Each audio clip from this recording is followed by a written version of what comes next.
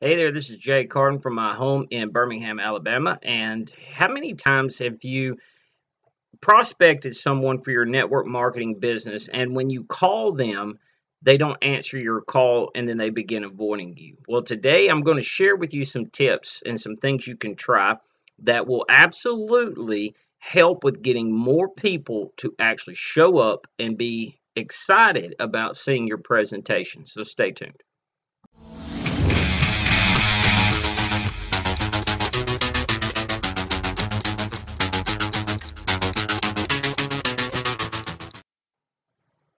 Okay, before we get started, I was going to let you know of an upcoming event this Thursday, April 13th. It will be focused on network marketing, sponsoring, and how to recruit more reps into your business. It doesn't matter what company or business you're with, this is a generic free event covering tips from the top earners, closing tips, objection handling, and even the subject we're about to cover. So be sure you use the link below to get registered for that because I believe it will benefit you greatly.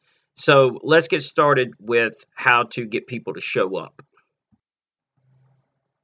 The first thing to understand, and when people are not showing up for a presentation, it's mostly because they're not curious enough. They feel like they already know what it is, and usually they've got the wrong impression. That is why they don't show up. And this is caused mostly from saying too much to your prospect. You don't want to give any information about what you're doing. You want to get them to a presentation, a professional presentation. With people you know, they're more likely to be interested if they hear it from someone who is already successful, a top earner, or someone high in your company versus you, because then it feels like they're joining them instead of someone that they already know and they know your past and your failures. So it's important to say less and get them to the presentation. Without the less they know, the more likely they are to show up. And I want to show you now how to achieve that. Okay, well, let's use an example of meeting someone in person. It could be at the bank, the grocery store, in jail, whatever your lifestyle leads you to. But you just meet the person and you want to invite them to take a look at your opportunity. The idea is to not talk about it until you've created your BIC, or a BIC, which stands for break in communication. This is going to be the ammunition you need to avoid the questions that will come. What you want to do is, when you finish the conversation or you're ready to pitch the invitation, just say, hey, it was great talking to you, but I just realized I have an important business meeting. I got to be on really quick and I've got to go. And you've created a BIC. It could, you can use any reason to have to leave that you need. The next step after you've created the BIC is the invitation. You could say something such as, John, you seem like a really nice person and real smart guy. So I was just wanting to know, perhaps, do you or someone you know may be open to some extra money? Now, what's John going to say? Most likely, he's going to say yes. They are themselves. And of course, naturally, the question, what is it, will come. And John would be like, yeah, I am. What is it? Now, instead of having to explain to them, my company is this and, stuff like that, all you got to do is, look down at your watch and say, well, I really got to get on that business meeting, but I tell you what, you can give me your name and your email and your phone number, and I will be back in touch with you in 24 hours. I promise you, I'll get back with you and explain it. Now John is the beneficiary here. They can look at it and say, hey, this guy promises me he's going to tell me how I can make some extra money. They don't know what it's going to be. It could be cutting grass. It could be at a side job. It could be anything.